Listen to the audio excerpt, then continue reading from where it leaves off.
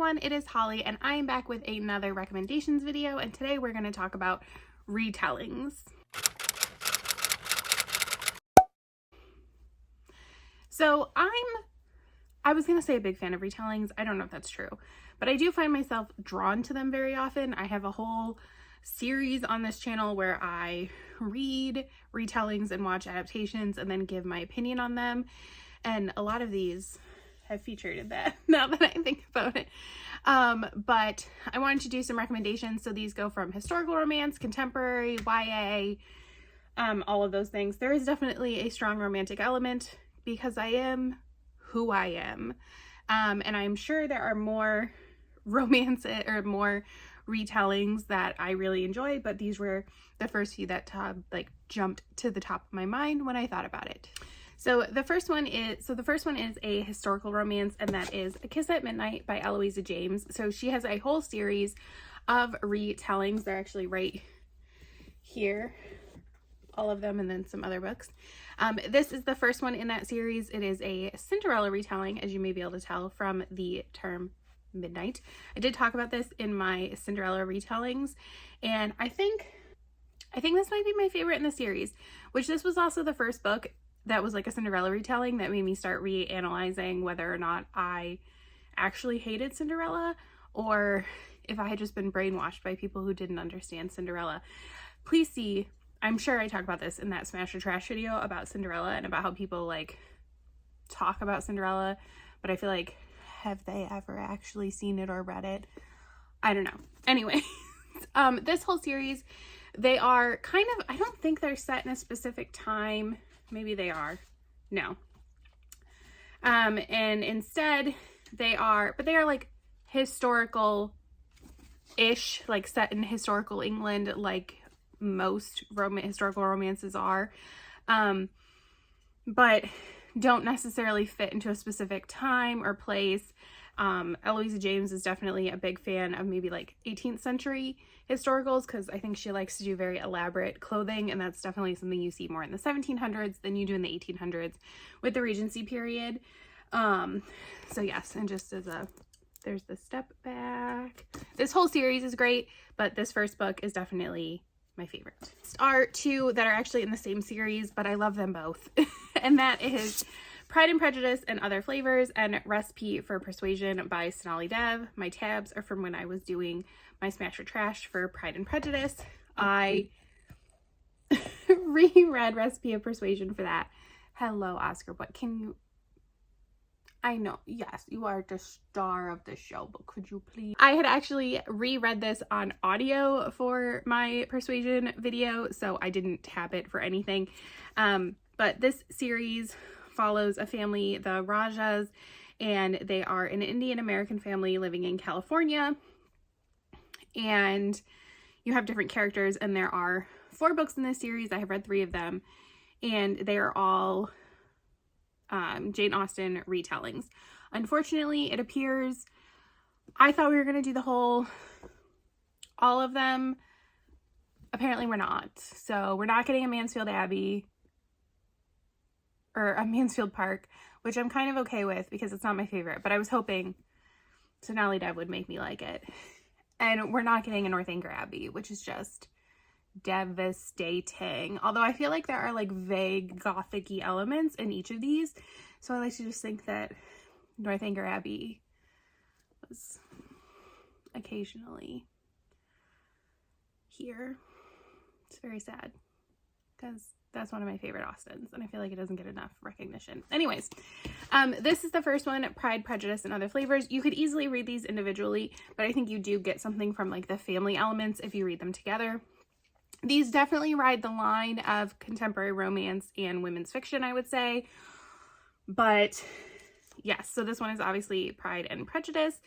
And I think some people would pitch this as a gender bent retelling where your Darcy character is the female and your Lizzie character is male. But I don't think it is as clear as that. I think she says...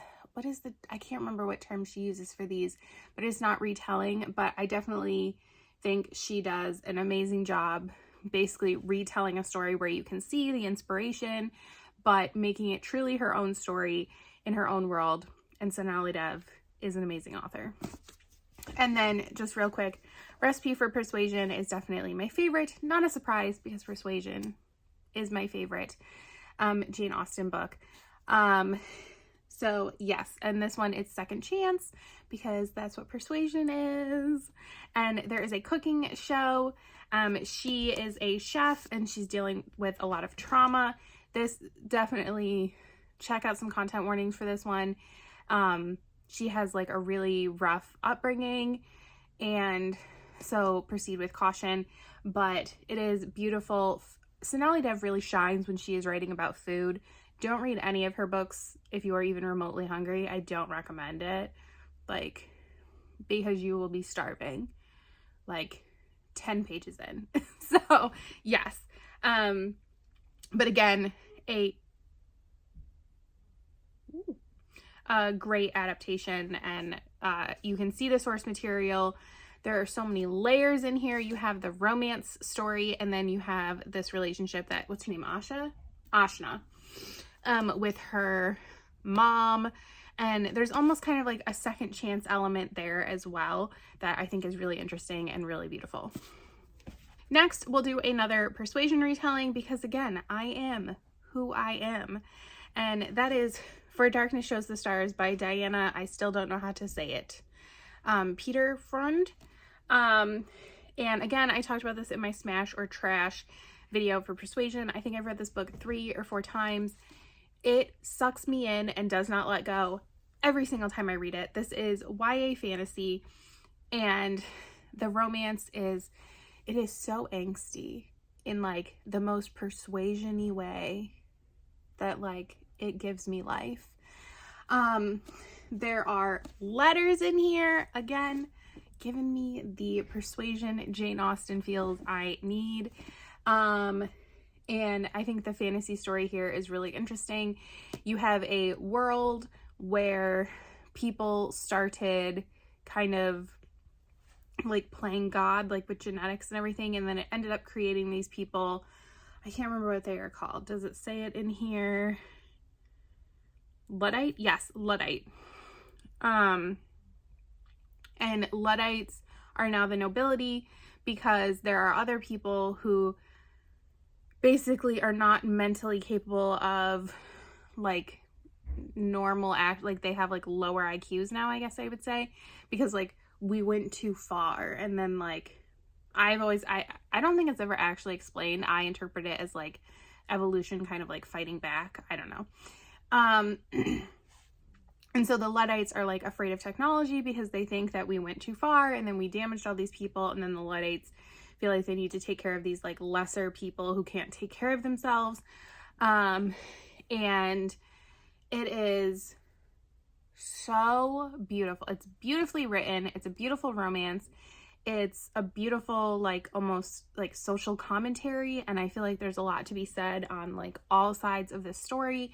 Again, it is an amazing Persuasion retelling. You can see the inspiration, but it is its own story. I think if you hadn't read Persuasion, you could enjoy this book immensely.